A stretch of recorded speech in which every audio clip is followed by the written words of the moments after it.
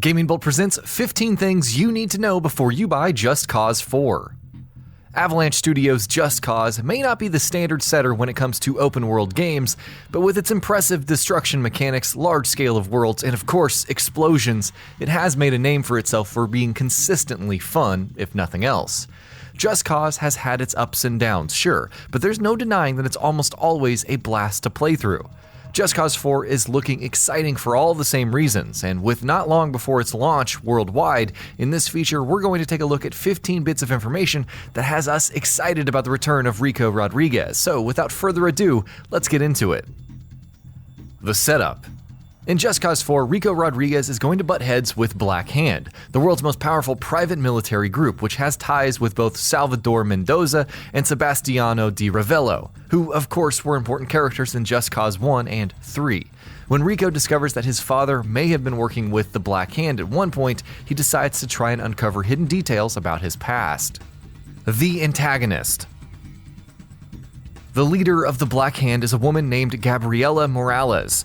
Rico's fight against the Black Hand is going to be no cakewalk either, because as it turns out, they have managed to acquire advanced technology and equipment used by the Eden Corporation, a name you would recognize if you played the Sky Fortress, Mechland Assault, and Bavarium Sea Heist DLCs of Just Cause 3.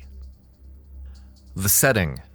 Just Cause games always feature some of the best and most beautiful setting. In Just Cause 4, Rico's headed to South America, to the fictional country named Solis, which seems to be the base of operations for the Black Hand.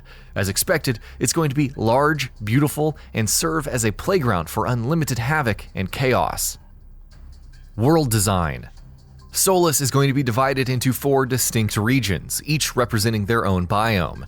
Each will have its own unique physical and geographical properties, and each will be characterized by different weather patterns, which we'll get into in a bit. From dense jungles to snowy mountains, arid deserts, and of course urban cityscapes, there's plenty we've seen of Solis so far. Apex Engine. Avalanche Studios' current build for what is known as the Apex engine was designed by them for the development of Just Cause 2 originally, but since then, it's been put to almost every subsequent game they've made, including Just Cause 3 and Mad Max, and will also be used in the upcoming Rage 2. Unsurprisingly, Just Cause 4 also uses the Apex engine, but it makes a few notable improvements. The Apex engine was retooled by Avalanche for Just Cause 4 so that it could allow them to have much more diverse and extreme weather patterns in the game, which we'll be speaking about in greater detail in just a bit. The engine also makes improvements to things such as animations, physics-based rendering, and perhaps, more notably, to enemy AI. Speaking of which, tougher enemies. Combat in Just Cause 4 is going to be more challenging than it has been in the past Just Cause games, thanks to the aforementioned improvements made to the Apex engine. Enemies in the game are going to be smarter, more capable, and more adaptable, allowing them to use better tactics. All around, they're going to pose more of a threat to the player and hopefully make the combat much more challenging. Dynamic weather. This, of course, is the highlight of Just Cause 4. System-based dynamic weather is something that we've seen in open-world games a great deal, but Avalanche Studios' next title seems to be taking it to a whole other level. We're not just talking about your regular, run-of-the-mill, every Tuesday rainfalls and thunderstorms. We're talking harsh blizzards, furious sandstorms, and deadly tornadoes. The most exciting thing about these weather systems is that they're going to physically interact with the world and everything in it, which means everything around a tornado is going to be sucked right into the vortex, which could include you as well. Improved Grappler. Rico's Grappler is one of the things that is associated with Just Cause the most, so of course it's going to return in Just Cause 4, except it's receiving some notable improvements, with more enhancements for players to make use of. For starters, players will be able to tether a large number of objects together, and anyone who's played Just Cause before can vouch for the possibilities that promises to hold. The rocket boosters from Just Cause 3 will also be in the game, but this time they will be featured as a mod for the Grappler. Customizable Grappler. But that's not all as far as improvements made to the Grappler are concerned. One of the most notable upgrades made to the Grappler this time around is the fact that it's going to be fully customizable.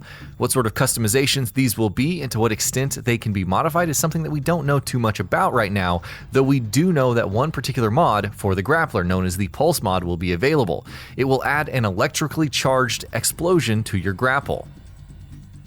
AIRLIFTER.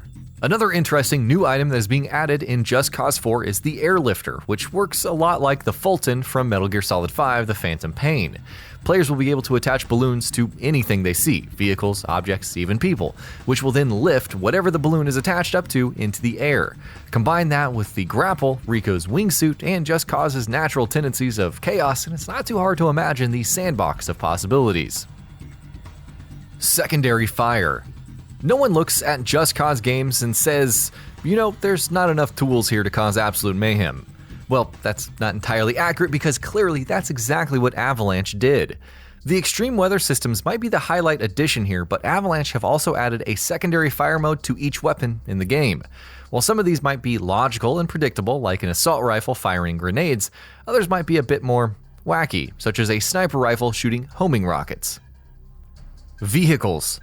Vehicles are, of course, an important part of any Just Cause game, well, really any Avalanche game in general. In Just Cause 4, there's going to be land vehicles ranging from the civilian type to the military armored kind. Aerial vehicles like choppers and jets, while sea vehicles will also obviously return.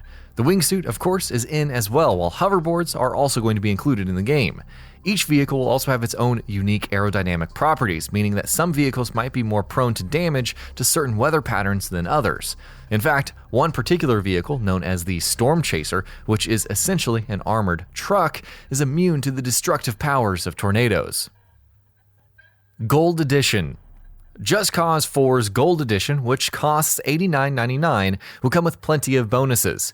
For starters, on top of the base game itself, it will also include the expansion pass, giving players access to each of the 3 planned DLCs.